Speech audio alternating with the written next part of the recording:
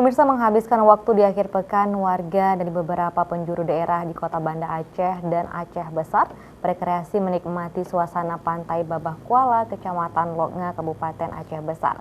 Objek wisata pantai ini menjadi pilihan karena pantainya indah dan juga berpasir putih.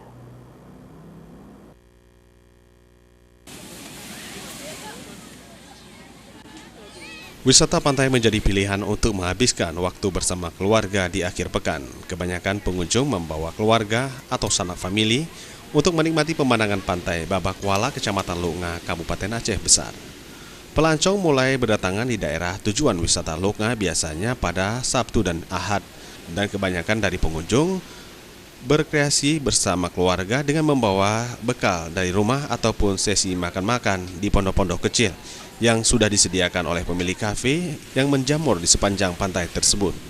Ombak yang tenang dimanfaatkan oleh anak-anak untuk bermain air, tentu saja berenang dan sekedar bermain air tidak terlepas dari pengawasan orang tua mereka. Biasanya kalau terjadi naiknya pasang ombak, maka pihak pantai akan melarang anak-anak atau pengunjung untuk mandi dan berenang.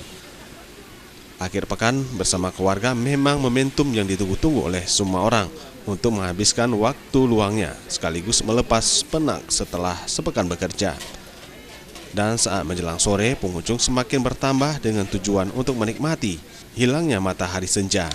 Tim Liputan Aceh TV.